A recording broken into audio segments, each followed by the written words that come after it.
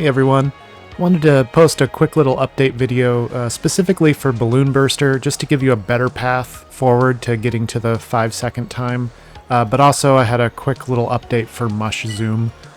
So I mentioned in the digest video that 350 was the best known, and that's what I had seen video evidence for at the time. TAS time is 340, so that's the best possible time, 340. And as of this morning, the person who had the 350 before has now reached 346. So 346 is the best human time to beat. 340 is the best possible. That includes fast excel and all that fun stuff, but just so you're aware. But today I wanted to talk about Balloon Burster and to show you the very specific path you can take in order to get to 5 seconds. Alright, so let's get into Balloon Burster. Best known time is 5 seconds. This is what 5 seconds looks like in real time. Pretty much the same path that I described at first, and then some differences up top. So let's go through these differences really quickly. To be honest, compared to the first digest video I put out on Balloon Burster, I think this path is a lot easier. Once you get the flow of things, it makes more sense. You're not trying to intuitively figure out where to attack, who, it's predictable. So we'll just slow it down and go frame by frame.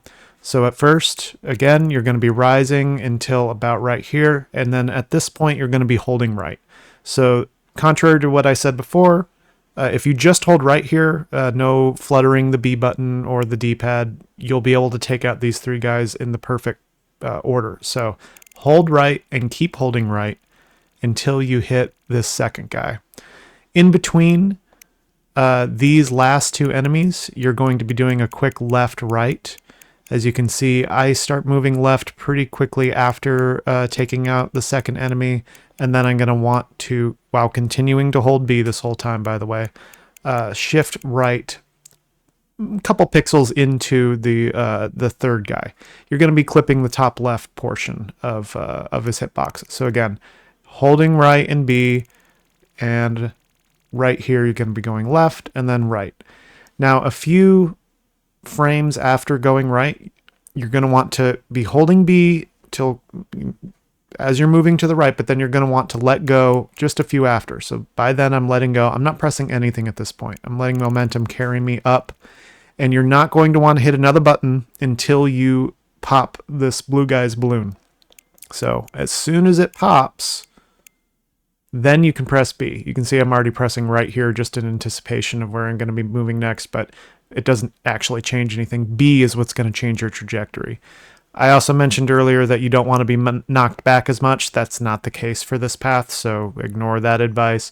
You are going to be knocked back a few, but as long as you hit B soon after you pop the balloon, you're going to start moving forward and you'll take him out in the top left corner of his hitbox. Most of these are all about just hitting the enemy in the top left. Keep that in mind. You always want to be skating across that portion. You're not going to be going for them directly in any of these. So then you're going to be going up to the top. Now the top is what's going to throw you most of the time. If you do this maneuver down here, pop them, and then hold B and start moving up, and you just continue to hold B and right, you're going to wind up getting times like 511 constantly. Or 541 if the final enemy starts drifting a little bit to the right rather than to the left. So if you find yourself doing this pattern enough and you're stuck at 511, the main difference that I've found between 511 and then the two other times you can get better, which is 506 and 5 even, is when are you continuing to hold B or when are you letting go of B?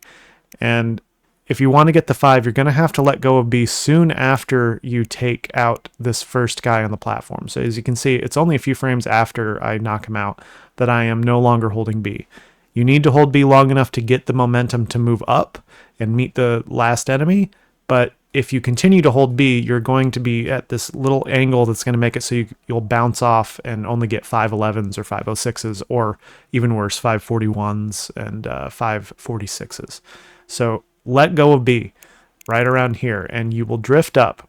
The final thing is you will need to flutter B. It's not going to be as simple as just not pressing anything and then moving into him. Similar process to how it happened with the previous guy on the platform. You're going to wait for the balloon to pop And okay, and this one I did a little bit too soon. Wait for the balloon to pop and then bring B back to get the 5. So I'm just going to show it to you in frame by frame so you can get your head around it. But again, it's fluid motions and you're just trying to tag the top left of the enemies. So let's go through it really quickly. You're rising up. You'll hit right, hold right and B. You'll start your flutter left and right, stop holding B, drift into the balloon, hold B, let go of B, and then flutter B again. So, one last time.